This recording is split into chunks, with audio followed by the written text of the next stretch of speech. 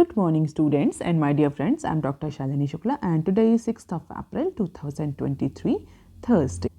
YouTube channel के अलावा आप मुझे टेलीग्राम, ट्विटर, रिसर्चगेट, फेसबुक और इंस्टाग्राम पर भी फॉलो कर सकते हैं। इस टेलीग्राम चैनल का एक डिस्कशन ग्रुप भी है। इसके अलावा इसी टेलीग्राम चैनल पर डेली बिजनेस स्टैंडर्ड, मिंट और इकोनॉमिक टाइम्स की न्यूज़ हेडलाइंस की एक सेपरेट पीडीएफ भी अपलोड होती है। इसके अलावा फाइनेंशियल एक्सप्रेस की भी पीडीएफ मैं डेली अपलोड करती हूँ इसी टेलीग्राम चैनल पर। तो अगर आप किसी भी कॉम्पिटिटिव एग्जाम की तैयारी कर रहे हैं तो ये टेलीग्राम चैनल आपके लिए यूजफुल हो सकता है। रिकमेंडेड प्ले स्पीड है इस वीडियो की 1.25x। Thought of the day is if you want to lift yourself up, lift up someone else. और आज के मिंट पेपर की अप्रॉक्सीमेटली 7 इंपॉर्टेंट न्यूज़ हेडलाइंस हैं और बिजनेस स्टैंडर्ड की अप्रॉक्सीमेटली 14 इंपॉर्टेंट न्यूज़ हेडलाइंस हैं। और आज के डिस्कशन में हम 16 न्यूज़ आर्टिकल्स आज कवर करेंगे। तो जल्दी जल्दी स्टार्ट कर लेते हैं। आज का पहला आर्टिकल जो कि पेज नंबर 1 पर दिया हुआ है, मिंट के अनसीजनल रेन्स मे बूस्ट हाइड्रो पावर सप्लाई। अभी तक पिछले एनालिसिस में हम डिस्कस करते हुए आए थे कि जो अनसर्टन अनसीजनल रेन हो रही है different parts of the country में, उसकी वजह से जो वीट की प्रोडक्टिविटी है, वीट की क्वालिटी जो है वो इम्पैक्ट कर रही है। ये तो रहे उसके निगेटिव एस्पेक्ट, लेकिन मार्च में जिस तरीके से कंट्री के कई पार्ट्स में अनसीजनल रेन देखने को मिली है, उससे कहा जा रहा है कि जो रिजर्वॉयर्स हैं, जो लोकल रिजर्वॉयर्स हैं, रिवर्स हैं, उनमें जो वाटर का लेवल है वो इंक्रीज़ हो गया है, जिसकी वजह से जो हाइड्रो पावर की सप्लाई है वो अब बूस्ट हो सकती है। तो ये जो अनसीजनल रेन्स हैं, इन्होंने टेम्परेचर को भी कम किया है। अपार्ट फ्रॉम इट जो हाइड्रो पावर सप्लाई है उसको भी बूस्ट कर सकती है ये अनसीजनल रेन। तो आगे आने वाले जो समर हीट्स है, जो हीट वेव्स देखने को मिलेंगी, उससे थोड़ी सी राहत मिल सकती है कंट्री को।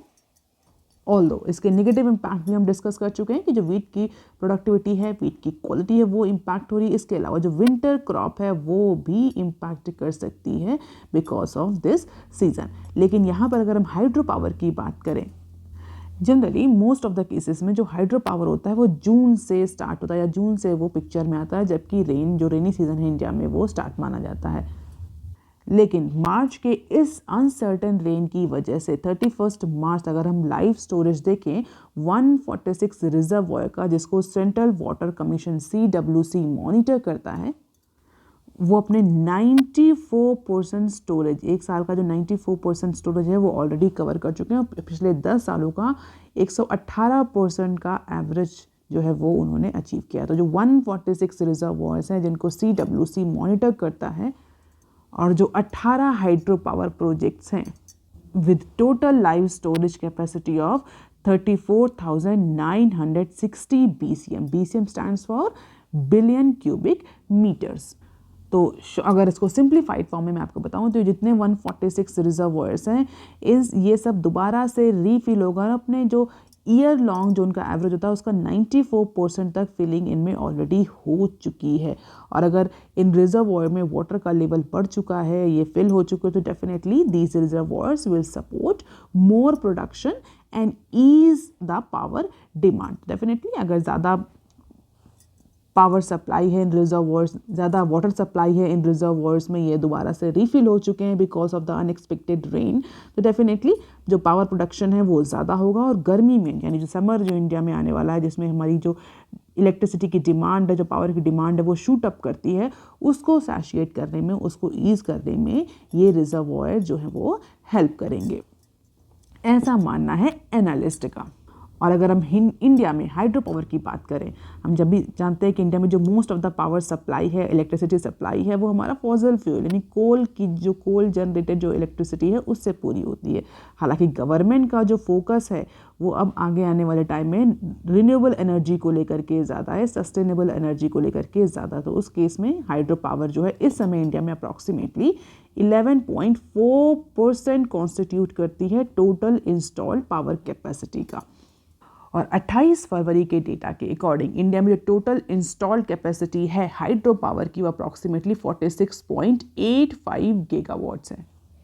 तो एक सिग्निफिकेंट पोर्शन है हाइड्रो पावर का इंडिया में, और जिस तरीके से जो रिजर्वॉयर्स हैं ये अनसर्टेन रेन की वजह से फुल हुए हैं, समर जो सीज़न आने वाला है उसमें इलेक्ट्रिसिटी सप्लाई को ये जो अनसर्टेन रेन है ये हेल्प करेगी। अब देख लेते हैं article number 2 that is also given on page number 1 of Mint paper. Stocks up almost 1% on robust credit tax data. Recently credit growth को लेकर के टैक्स और ट्रेड डेफिसिट का डेटा पब्लिश हुआ है, जिसका इम्पैक्ट हमें सीधे सीधे स्टॉक मार्केट पर देखने को मिला है। वेडनेसडे को जो स्टॉक मार्केट है, जो हमारे इंडाइसेस हैं, उनमें हमें एक सिग्निफिकेंट इंक्रीज देखने को मिला, और लगातार 4th स्ट्रेट डे यानी वेडनेसडे को जो इंडिया का स्टॉक मार्केट है वो इंक्रीज हुआ। फिलहाल जो ग्लोबल मार्केट में वीकनेस बनी हुई है उसका इम्पैक्ट कम देखने को मिला इंडियन स्टॉक मार्केट में because of the recently publish data on credit tax and deficit. तो सेंसेक्स में अगर हम सेपरेटली बात करें सेंसेक्स और निफ्टी की, तो सेंसेक्स में अप्रॉक्सीमेटली 1% का इंक्रीज देखने को मिला थर्सडे को, और निफ्टी में भी अप्रॉक्सीमेटली 0.9% का इंक्रीज देखने को मिला। तो ये तो बात रही क्रेडिट टैक्स और डेफिसिट डेटा के लेकर के। अभी आज मॉनेटरी पॉलिसी कमेटी यानी MPC की मीटिंग शेड्यूल है, और मार्केट जो है कोई बहुत ज़्यादा उससे एक्सपेक्टेशन सरप्राइज एक्सपेक्ट नहीं कर रही। सभी जान रहे हैं, सभी को एंटिसिपेशन है कि प्रोबेबली कुछ लेस एग्रेसिव फॉर्मेट में reserve bank of India monetary policy जो है वो मॉनेटरी पॉलिसी कमेटी जो है वो पॉलिसी रेट हाइक पर जाएगी। प्रोबेबली 0.25 BPS तक का इंक्रीज हो सकता है। तो ऐसा कोई सरप्राइज मूव भी मार्केट एंटिसिपेट नहीं कर रही MPC मीटिंग की, जो कि आज शेड्यूल है।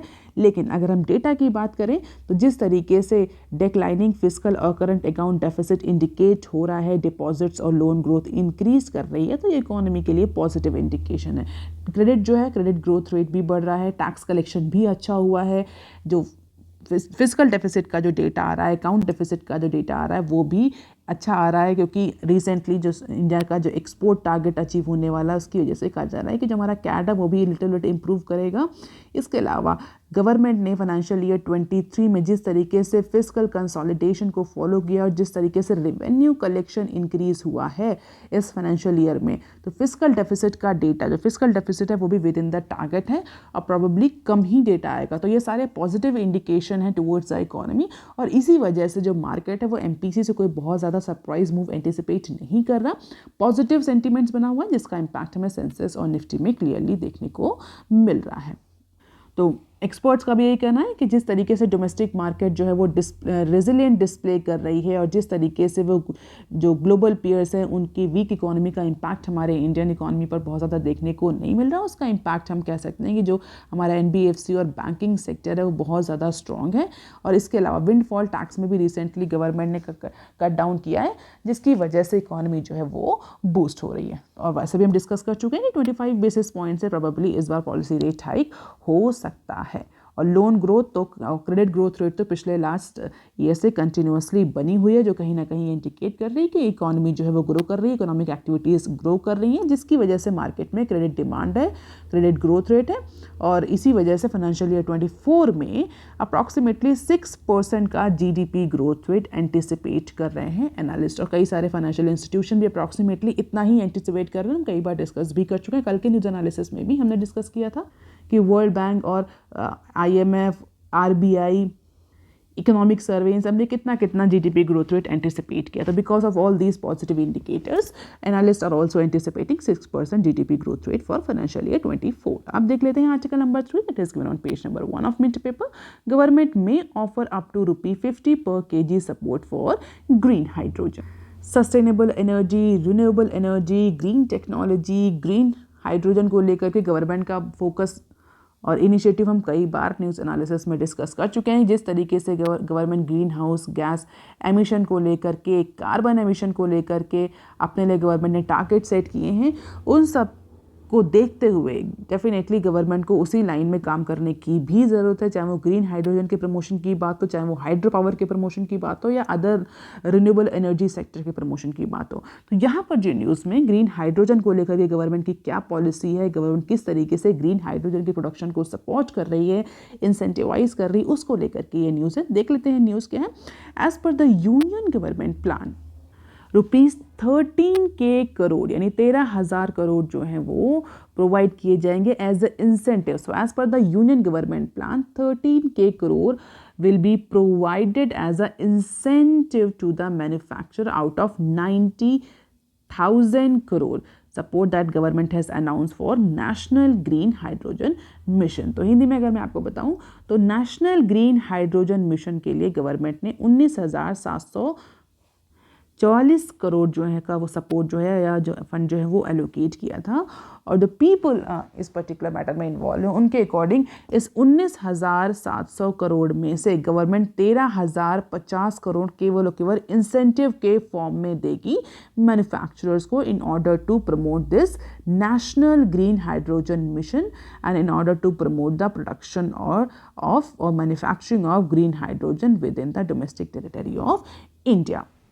तो फरवरी में ये जो मिशन था green hydrogen mission, national green hydrogen mission, ये गवर्नमेंट ने अनाउंस किया था. और इसके तहत जो इंसेंटिव्स हैं बेसिकली जो मेजर पोर्शन है वो इंसेंटिव्स के फॉर्म में गवर्नमेंट दे रही है जिससे कि जो प्रोड्यूसर्स हैं वो इंसेंटिवाइज्ड हो ग्रीन हाइड्रोजन को ज़्यादा से ज़्यादा प्रोड्यूस करने के लिए और कंट्री में इकोनॉमी में ग्रीन हाइड्रोजन की सप्लाई इंश्योर हो, जिसकी वजह से जो फॉसिल फ्यूल से रिलेटेड जो भी फ्यूल है वो या जो non renewable resources and energy को उनको रिप्लेस किया जा सके. और अगर इसमें से देखें तो इसमें से 4,440 करोड़ जो हैं वो इलेक्ट्रोलाइजर्स के मैन्युफैक्चर के लिए एलोकेट किए हैं गवर्नमेंट ने. तो एक एम्बिशियस प्रोग्राम है गवर्नमेंट का ग्रीन हाइड्रोजन को प्रमोट करने का. और अगर केजी के हिसाब से अमाउंट के हिसाब से बात करें तो ग्रीन हाइड्रोजन के लिए गवर्नमेंट का ये कहना है कि अप्रॉक्सीमेटली 50 रुपये पर केजी का इंसेंटिव प्रोवाइड करेगी government to the manufacture for the first year और लेटर ऑन इसको डिक्रीज किया जाएगा year by year. Third year it will be approximately ₹30 पर केजी. तो 50 केजी 1 केजी प्रोड्यूस करने पर 50 रुपये का इंसेंटिव गवर्नमेंट के साइड से मिलेगा. और इसकी वजह से मार्केट में जो ग्रीन हाइड्रोजन आएगी उसकी प्राइसिंग भी कम होगी. तो रुपी पर किलोग्राम के हिसाब से गवर्नमेंट जो है वो डायरेक्ट इंसेंटिव प्रोवाइड करने का प्लान कर रही है to the beneficiary under the scheme. और जो बेनिफिशरीज हैं वो कॉम्पिटिटिव बिडिंग प्रोसेस के थ्रू उनका सिलेक्शन होगा और अगर वो सिलेक्ट हो जाते हैं तो definitely they will get this incentive. और पहले साल में इंसेंटिव सबसे ज़्यादा होगा, लेटर ऑन सेकेंड और थर्ड ईयर में गवर्नमेंट जो है वो कंडीशंस के अकॉर्डिंग इसको डिक्रीज करती जाएगी. अब देख लेते हैं some short news articles from Mint paper. Adani target date cuts income boost. तो जिस तरीके से हिंडनबर्ग की रिपोर्ट आई थी उसके बाद से बहुत ज़्यादा फ्लक्चुएशन देखने को मिल रहे हैं हमें अडानी ग्रुप के स्टॉक्स में. इसके अलावा पॉलिसी को लेकर के भी बहुत ज़्यादा फ्लक्चुएशन है. कभी कहते हैं अडानी ग्रुप के साइड से, कभी आता है कि उन्होंने अपना लोन कट कर दिया, कभी आता है कि लोन नहीं कट किया है, कभी कंसोलिडेशन की बात आती है. As of now Adani Group is aiming to boost the group level operating earnings by nearly 50%. Around 90K crore over the next 2 years. तो नेक्स्ट 2 ईयर्स में जो अडानी ग्रुप है वो अपनी अर्निंग्स को, ऑपरेशनल अर्निंग्स को 50% तक इंक्रीज़ करने का प्लान कर रहा है. 50% तक इंक्रीज़ करने का मतलब 91K करोड़ तक की अर्निंग फॉर अपकमिंग 2 ईयर्स, जिससे कि जो लीवरेज रेशियो है और जो लोन्स हैं उनको पूरा करने में हेल्प मिलेगी. तो बेसिकली अपने डेट को कम करने के लिए, लोन को कम करने के लिए Adani group is trying to boost the income. तो अप्रॉक्सीमेटली $23 बिलियन का लोन है अडानी ग्रुप पर इन्वेस्टर्स का. तो उसको रीपे करने के लिए, कट डाउन करने के लिए Adani group is now thinking to increase its income. तो एफिशिएंसी इंप्रूवमेंट होगा, EBIDTA को इंक्रीज करने की बात हो रही है. पोर्ट बिजनेस में प्राइमरीली इन्वेस्ट किया जाए क्योंकि वहाँ से ज़्यादा अर्निंग्स आ रही हैं. तो इस तरह के कई सारी स्ट्रैटेजीज जो है वो अडानी ग्रुप अडॉप्ट कर रहा है. अब देख लेते हैं next clip. Coastal shipping to get infrastructure status. Sonowal. Union Ministry for Ports, Shipping and Waterways are proposing to give the infrastructure status to coastal shipping a government priority. तो कोस्टल शिपिंग को infrastructure का status देने के लिए union ministry of ports जो है वो government को प्रपोजल दे रही है. And this status entitled accepted to several benefits. अगर कोस्टल शिपिंग को इंफ्रास्ट्रक्चर का स्टेटस मिल जाता है तो उससे कई सारे एडवांटेज और बेनिफिट्स होंगे, कंसेशन मिलेंगे, चीपर बैंक्स लोन अवेलेबल होंगे ऐसी कंपनीज को जो कि कोस्टल शिपिंग सेक्टर में ऑपरेट कर रही हैं। और इसीलिए यूनियन मिनिस्ट्री जो है वो इस पर्टिकुलर प्रपोजल को एग्रेसिवली परस्यू कर रही है कि जो कोस्टल शिपिंग है उसको भी इंफ्रास्ट्रक्चर का स्टेटस दिया जाए। तो जैसे ही अगर गवर्नमेंट इस प्रपोजल को एक्सेप्ट कर लेंगे तो कोस्टल शिपिंग में भी cheap loans, concession, tax rebates और कई सारे अदर एडवांटेजेस अवेलेबल होंगे।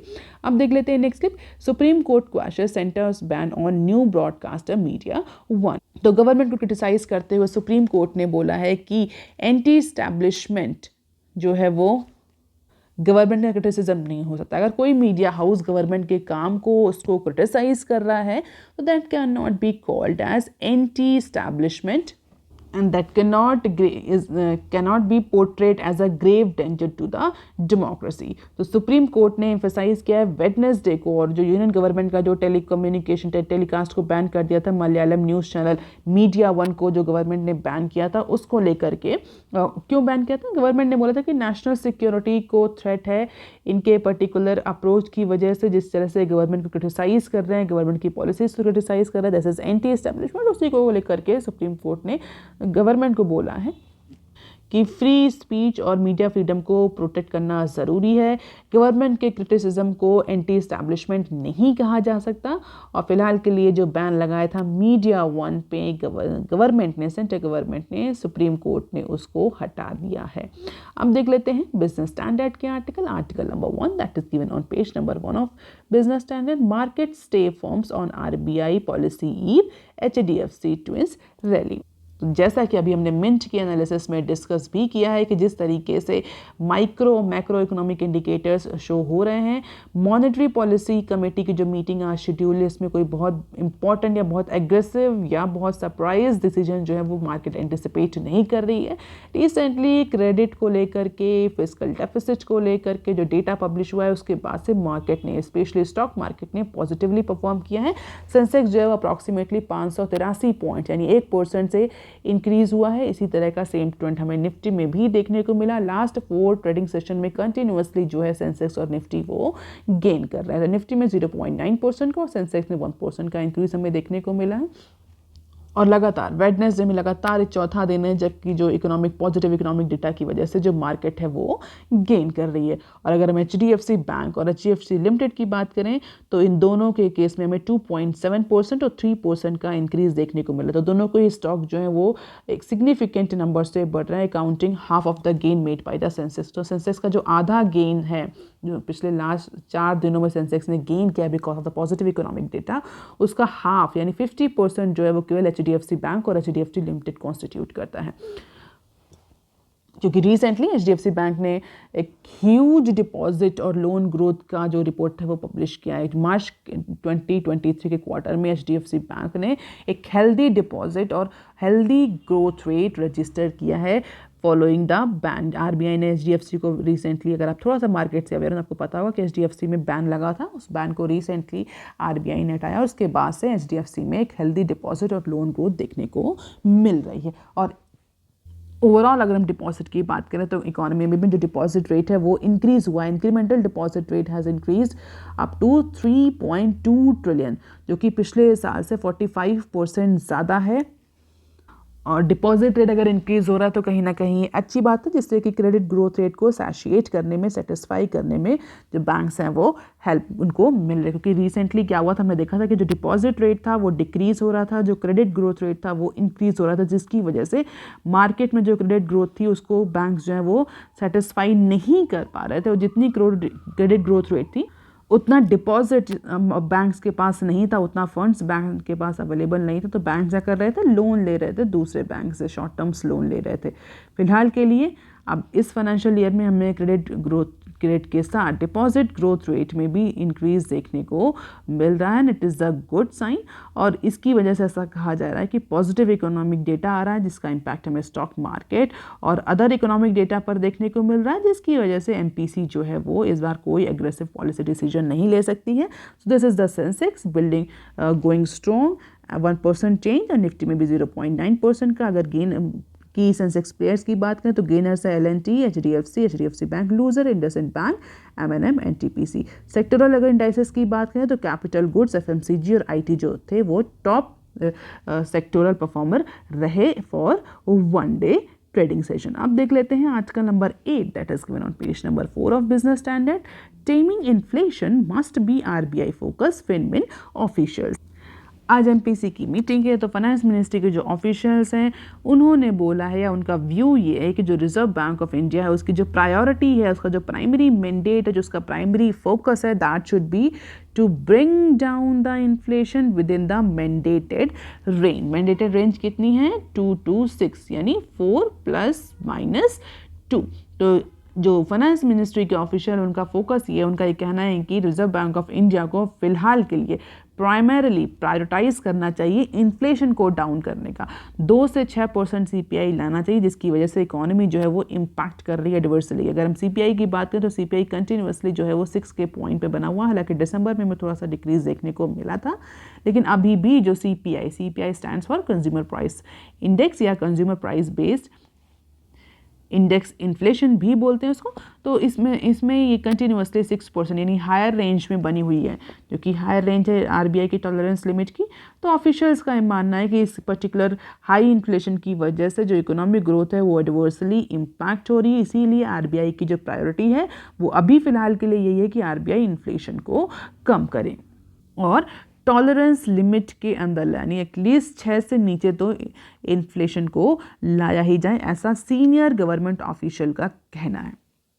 क्योंकि अगर इन्फ्लेशन इसी तरीके से कंटिन्यू रही definitely it will mostly impact the low income strata. जो लो इनकम सेगमेंट है इंडिया में उसको सबसे ज़्यादा इम्पैक्ट करेगा। तो जो by monthly monetary policy review आज शेड्यूल है और उसको लेकर के बिजनेस स्टैंडर्ड ने पोल भी कराया था, जिसमें से 10 ने बोला था कि अप्रॉक्सीमेटली 20 बेसिस पॉइंट का RBI इंक्रीज़ करेगी। तो जिस तरीके से फाइनेंस मिनिस्ट्री के ऑफिशियल का स्टेटमेंट है, उनका पॉइंट ऑफ व्यू है, इस बात की क्लियर इंडिकेशन मिल रहे हैं कि इस बार जो MPC की मीटिंग जो आज शेड्यूल है उसमें भी इन्फ्लेशन जो है वो प्राइमरी फोकस रहेगा और जो पॉलिसी रेपो रेट है उसमें हमें इंक्रीज देखने को मिल सकता है। रिटेल इन्फ्लेशन जो कि मेन यार्डस्टिक है सेंट्रल बैंक का for any type of policy making decision. RBI कोई भी पॉलिसी मेकिंग करता है या पॉलिसी डिसीजन लेता है उसका प्राइमरी फोकस रिटेल इन्फ्लेशन होता है, क्योंकि RBI का मैंडेट ही है कि आप इन्फ्लेशन को कंट्रोल करिए। और अगर करंट CPI की बात करें तो इस समय जो CPI फरवरी के मंथ में अप्रॉक्सीमेटली 6.44% CPI है, तो जो कि 6 से ऊपर है। और अगर लिमिट की बात करें तो लिमिट कितनी है? 2 से 6। तो प्रोबेबली दोनों का ही MPC में, चाहे वो गवर्नमेंट रिप्रेजेंटेटिव हो चाहे वो RBI रिप्रेजेंटेटिव हो, I hope you all might be knowing कि MPC में 6 मेंबर होते हैं, 3+3, 3 गवर्नमेंट या फाइनेंस मिनिस्ट्री के रिप्रेजेंटेटिव्स होते हैं, एक्सपर्ट्स होते हैं, और 3 जो होते हैं RBI के होते हैं। तो ऐसा सुनने में आ रहा है, ऐसा लग रहा है कि probably unanimously policy rate hike का ही डिसीजन लिया जाएगा। अब देख लेते हैं article number 9 that is given on page number 6 of Business Standard. WTO revises 2023 global trade growth to 1.7%। Wednesday को वर्ल्ड ट्रेड ऑर्गेनाइजेशन WTO ने अपना ग्लोबल मर्केंटाइज ट्रेड का जो डेटा है उसको रिवाइज किया, उसका जो फोरकास्ट है वो रिवाइज किया। मर्केंटाइज हेयर मीन्स गुड्स का। तो फाइनेंशियल ईयर 23 के लिए WTO ने फोरकास्ट किया था कि जो ग्लोबल ट्रेड रहेगा, गुड्स का जो ट्रेड है ग्लोबल ट्रेड, वो अप्रॉक्सीमेटली 1% रहेगा। अक्टूबर में ये फोरकास्ट दिया था WTO ने। हालांकि जो एक्चुअल डेटा है उसके अकॉर्डिंग कहा जा रहा है कि ये 1% से ज़्यादा का ग्लोबल गुड्स ट्रेड हुआ। तो जो गुड्स ट्रेड हुआ है ग्लोबल लेवल पे वो 1% का ज़्यादा है, और उसी के देखते हुए वेडनेसडे को WTO ने अपना जो फोरकास्ट था फाइनेंशियल ईयर 23 के ग्लोबल ट्रेड के लिए उसको रिवाइज किया है।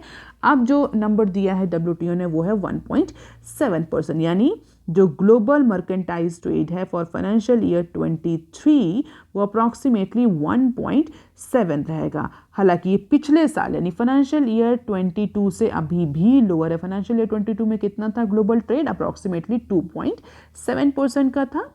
इस बार 1.7% का ग्लोबल मर्केंटाइज ग्रोथ ट्रेड है। अगर हम बात करें क्यों ऐसा है, हम सभी जानते हैं कि जिस तरीके से रशिया यूक्रेन क्राइसिस हुई है उसका इम्पैक्ट हमें कई सारे इकोनॉमीज़ पर देखने को मिला है, स्पेशली जो क्रूड ऑयल के प्राइसेस हैं, जो अदर एसेंशियल कमोडिटीज़ हैं, उन पर देखने को मिल रहा है। इनपुट कॉस्ट जो है, इनपुट जो मटेरियल है उसकी कॉस्ट भी इंक्रीज़ कर रही है। जिस तरीके से जो बड़े बड़े बैंक्स हैं वो कोलैप्स किए हैं, आईटी सेक्टर में जिस तरीके से रिसेशन की कंडीशन जी हम बोल सकते हैं कि जो आईटी और जो अदर एक्सटर्नल सेक्टर है जिस तरह से उसमें डिमांड जो है वो डिक्लाइन हो रही है, उन सब की वजह से जो ग्लोबल ट्रेड है वो डिक्लाइन किया है। स्पेशली वेस्टर्न इकोनॉमीज़ की अगर हम बात करें तो वो रिसेशनरी कंडीशंस फेस कर रही हैं, जिसका इम्पैक्ट हमें ग्लोबल ग्रोथ पर या ग्लोबल मर्केंटाइल ट्रेड ग्रोथ पर क्लियरली देखने को मिल रहा है। इसीलिए लास्ट ईयर के कंपैरिजन में यानी 2022 के कंपैरिजन में इस बार जो ग्लोबल मर्केंटाइल ट्रेड वॉल्यूम है वो डिक्लाइन हुआ है।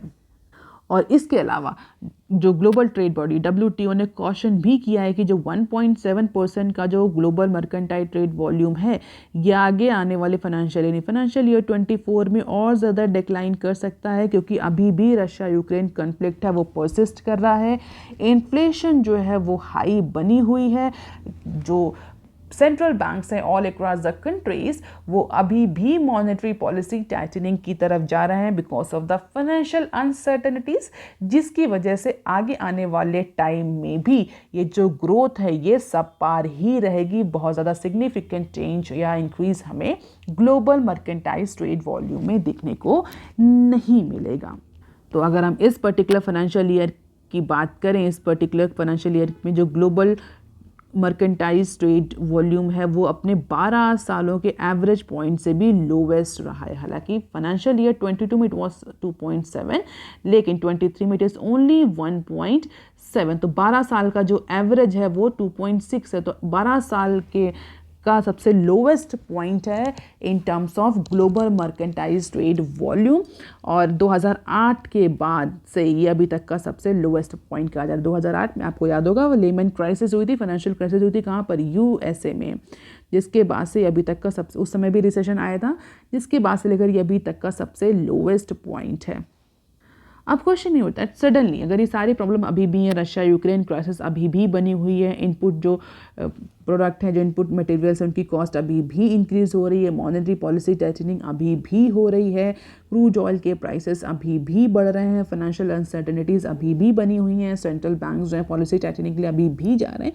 तो किस बेसिस पर WTO ने ये रिवीजन किया है 1 से 1.7% का? तो अगर इसका बेसिस देखें तो basically covid pandemic control in China में कोविड-19 जो पैंडेमिक कंट्रोल की वजह से जो रिस्ट्रिक्शंस है वो रिस्ट्रिक्शन में थोड़ा सा रिलैक्सेशन देखने को मिला है, जिसकी वजह से WTO ये एंटिसिपेट कर रहा है कि प्रॉबेबली जो कंज्यूमर डिमांड है वो थोड़ी सी ईज आउट होगी, जिसका इम्पैक्ट हमें इंटरनेशनल ट्रेड में देखने को मिल सकता है एज पर WTO। तो बेसिकली चाइना में जो रिस्ट्रिक्शंस हैं उनमें रिलैक्सेशन की वजह से 1 से लेकर के 1.7% का रिवीजन किया है WTO ने in terms of global merchandise trade volume. So this is the share of slice leading exporters and importers in world mercantile trade data as per 2022. तो exporters in terms of percentage, importers in terms of percentage, you can just have the glimpse of it. और आप ये भी देख सकते हैं कि India exporter की लिस्ट में कहीं भी नहीं है। इंडिया किस लिस्ट में? इंपोर्टर की लिस्ट में। और कई बार हम डिस्कस भी कर चुके हैं, India is the import oriented economy. Because of our big population we are more dependent on other countries for our basic needs, for our basic amenities. तो इंडिया फिलहाल एक्सपोर्टर के केस में कहीं नहीं। एक्सपोर्टर के केस में सबसे top list पर नन अदर देन चाइना है, followed by US and Germany. और इंडिया जो है वो इम्पोर्टर की कैटेगरी में है, वो भी लास्ट 9th प्लेस पर। तो लेट अस सी कि किस तरीके से ये जो मर्केंटाइज ट्रेड है, ग्लोबल मर्केंटाइज ट्रेड है, इस फाइनेंशियल ईयर में मूव ऑन करता है। अब देख लेते हैं some short news articles from Business Standard. India gets a bite of Apple. तो एप्पल ने ऑफिशियली अनाउंस कर दिया है अपना पहला फ्लैगशिप रिटेल स्टोर इंडिया में, एप्पल BKC, और जिसका एक टीज़र जो है वो एप्पल इंडिया स्टोर की वेबसाइट पर ऑलरेडी आ चुका है। Apple has revealed the banner of its first retail stores at Jio World Drive mall Mumbai. तो मुंबई में ये पहला रिटेल स्टोर ओपन होने वाला है, जिसकी पिक्चर भी एप्पल ने अपनी वेबसाइट पर पब्लिश कर दी है। It is the first Apple exclusive Apple store that India is getting. अब देख लेते हैं next clip. New project hit ₹12.3 trillion in March quarter on large orders. So large investment plans in some sector might have driven a record surge in new projects in March quarter of financial year 23। तो financial year 23 में कुछ नए projects हमें देखने को मिल रहे हैं। Reason being जो लार्ज इन्वेस्टमेंट प्लान से कंपनी के वो कंपनी ने एग्जीक्यूट किए हैं, जिसकी वजह से कुछ नए प्रोजेक्ट जो हैं वो अपने लास्ट 3 मंथ्स में हमें देखने को मिले। अप्रॉक्सीमेटली 12.3 ट्रिलियन के प्रोजेक्ट्स जो हमें मार्च यानी last quarter four of financial year 23 में देखने को मिले। रीजन कैपेक्स बूस्ट, जो हमने कहीं डिस्कस भी किया था कि कंपनीज जो है वो उस पर्टिकुलर क्वार्टर में कैपिटल एक्सपेंडिचर प्लान्स जो कि उन्होंने अपने पोस्टपोन कर रखे थे उसको एग्जीक्यूट करेंगे। So this is the graph, you can just have the glimpse of it. Blue line indicates new project, red line indicates completed projects and this dark blue line indicates a stalled project, मतलब means रुके हुए project. तो मार्च में हम देख सकते हैं significant increase हमें देखने को मिल रहा है किसके केस में, नए प्रोजेक्ट्स के केस में। रीजन कंपनीज जो है वो अपने कैपेक्स को दोबारा से रीवैम्प कर रही हैं। अब देख लेते हैं next, FinMin to meet chiefs of PSBs की स्कीम प्रोग्रेस इन फोकस। तो फाइनेंस मिनिस्ट्री ने एक मीटिंग कॉल करी है। किसकी मीटिंग कॉल करी है? MD और CEOs की। किसके MD और CEOs की? पब्लिक सेक्टर बैंक्स के। तो जो पब्लिक सेक्टर बैंक्स के MD और CEOs हैं, उसके अलावा national payment corporation of India NPCI के CEO, इन सब की एक मीटिंग कॉल करी है अप्रैल 13 को। किसने? फाइनेंस मिनिस्ट्री ने। किस लिए? to review the progress under financial inclusion and social security scheme। तो financial inclusion और social security की जितनी भी स्कीम रिसेंटली लॉन्च करी गई हैं, उन सब स्कीम्स के प्रमोशन के लिए, उन सब स्कीम की प्रोग्रेस के लिए और कितना उसमें काम हुआ है, उन सब को रिव्यू करने के लिए फाइनेंस मिनिस्ट्री ने ये पर्टिकुलर मीटिंग बुलाई है। ये जो मीटिंग है financial service secretary mister Vivek Joshi जो हैं वो चेयर करेंगे। तो ये जितनी भी स्कीम है फाइनेंशियल इंक्लूजन की और सोशल स्कीम, सिक्योरिटी स्कीम, जैसे कि प्रधानमंत्री मुद्रा योजना, stand up India, prime minister street vendors Atmanirbhar Nidhi योजना, इन सारी स्कीम के अलावा और भी बहुत सारी स्कीम है सोशल सिक्योरिटी की और फाइनेंशियल इंक्लूजन की, उन सब का रिव्यू मॉनिटर किया जाएगा। आप मुझे कॉमेंट सेक्शन में लिख करके बताइए what is this financial inclusion all about. कई बार हम डिस्कस भी कर चुके हैं। अब देख लेते हैं next, financial year 23 credit growth highest since financial year 24। हमने अभी डिस्कस भी किया है कि जो क्रेडिट ग्रोथ का डेटा पब्लिश हुआ है उसके अकॉर्डिंग इंडिया ने robust credit growth rate register करी और इसके अलावा डिपॉजिट रेट भी हमारा इंक्रीज हुआ है। हालांकि अगर डेटा को देखें तो जो बैंक क्रेडिट है वो अपने 15% से इंक्रीज हुआ, यानी पिछले साल के कंपैरिजन में फाइनेंशियल ईयर 22 के कंपैरिजन में फाइनेंशियल ईयर 23 में हमें 15% का ज़्यादा क्रेडिट ग्रोथ रेट देखने को मिल रहा है। Credit growth rate means economy में क्रेडिट की जो डिमांड है, लोन की जो डिमांड है वो इंक्रीज हो रही है। रैशनल की अगर हम बात करें तो क्यों इंक्रीज होती है इकोनॉमी में क्रेडिट की डिमांड, या क्यों लोन ग्रोथ होती है, क्यों लोन ज़्यादा लोग लेते हैं? इकोनॉमिक एक्टिविटीज़ को परफॉर्म करने के लिए, कंजप्शन के लिए, इन्वेस्टमेंट के लिए। और इकोनॉमीज़ में कंजप्शन, इन्वेस्टमेंट और एक्सपेंडिचर कब होता है? जब इकोनॉमी में डिमांड होती है। तो कहीं ना कहीं ये जो क्रेडिट ग्रोथ रेट है ये इंडिकेट करती है कि इकोनॉमी में इकोनॉमिक एक्टिविटीज़ चल रही हैं। There is a demand, there is a consumption, there is a investment. और अगर कंजप्शन, डिमांड, इन्वेस्टमेंट है तो डेफिनेटली एम्प्लॉयमेंट जनरेशन होगा। एम्प्लॉयमेंट जनरेशन होगा तो फर्दर जो डिमांड है वो बूस्ट होगी। तो पिछले साल के कंपैरिजन में इस साल यानी फाइनेंशियल ईयर 23 में हमें 15% का इंक्रीज देखने को मिल रहा है। किसमें? क्रेडिट ग्रोथ रेट में। और अगर हम 2012 से बात करें, फाइनेंशियल ईयर 12 से देखें, 2012 से देखें तो ये अभी तक की सबसे हाईएस्ट क्रेडिट ग्रोथ रेट है। और सिर्फ क्रेडिट में ही नहीं, जो बैंक डिपॉजिट्स हैं वो भी इंक्रीज हुए हैं 9.5% से। तो डिपॉजिट रेट भी इंक्रीज हो रहा है, क्रेडिट ग्रोथ रेट भी इंक्रीज हो रहा है। Somewhere it is a good news for economy. अब देख लेते हैं next clip, 6G technology India aims for pole position. तो जिस तरह इंडिया 6G को लेकर के एग्रेसिव है, जिस तरीके से इंडिया पायलट सीट को लिए हुए 6G टेक्नोलॉजी इंप्लीमेंटेशन को लेकर के, रिसर्च एंड डेवलपमेंट को लेकर के, उसको लेकर के हम कह सकते हैं कि प्रोबेबली आगे आने वाले टाइम में इंडिया जो है, India will be the leading service provider in case of 6G technology. नवंबर को इस बार world radio communication conference WRC की जो मीटिंग है वो शेड्यूल है। उस मीटिंग में स्पेक्ट्रम स्टैंडर्ड को लेकर के डिस्कशन होगा, स्टैंडर्ड सेट किए जाएंगे स्पेक्ट्रम को लेकर के। दुबई में ये मीटिंग है जहाँ पर 2 इम्पॉर्टेंट एजेंडा हैं। सबसे पहला कि जो 5G टेक्नोलॉजी है उसकी नीड क्या है, एडवांसमेंट की नीड क्या है, यानी 5G प्लस का, यानी 5G टेक्नोलॉजी कितना एडवांस किया जा सकता है, कैसे किया जा सकता है, उसकी नीड क्या है, क्या ज़रूरत है भी या नहीं। इसके अलावा 6G के स्टेज को सेट करने को लेकर के भी डिस्कशन हो सकता है। तो बेसिकली 2 एजेंडा है इंपॉर्टेंट जो WRC की मीटिंग में होगा, जो कि दुबई में होने वाली है इस बार नवंबर में, जहां पर 5G प्लस टेक्नोलॉजी को लेकर के और 6G टेक्नोलॉजी को लेकर के एक क्रूशल स्टेज सेट किया जाएगा। और ऐसा कहा जा रहा है this meeting will be crucial for global government representative across the world and from India. और इंडिया जिस तरीके से इंडिया 5G के केस में लीडरशिप की जो बस है वो मिस कर गया है, इंडिया 6G के केस में वो नहीं चाहता। तो 6G के केस में India wanted to be pioneer और exporting country. Probably India 6G को लेकर के जिस तरीके से R&D को प्रमोट कर रहा है, जिस तरीके से aggressively India 6G technology development को परस्यू कर रहा है, प्रोबेबली हो सकता है कि जो 5G में इंडिया ने टारगेट अचीव ना किया हो लीडरशिप का या चेयर का, वो 6G टेक्नोलॉजी में इंडिया अचीव कर ले। सो इंडिया बहुत एग्रेसिवली पार्टिसिपेट कर रहा है इस WRC मीटिंग में। That is all for today students. If you want lecture PDF, you can join me on Telegram channel. You can also follow me on other social media platforms. If you have any query and suggestion, you can write on comment section below. Please like, share and subscribe. Thank you. Have a nice day.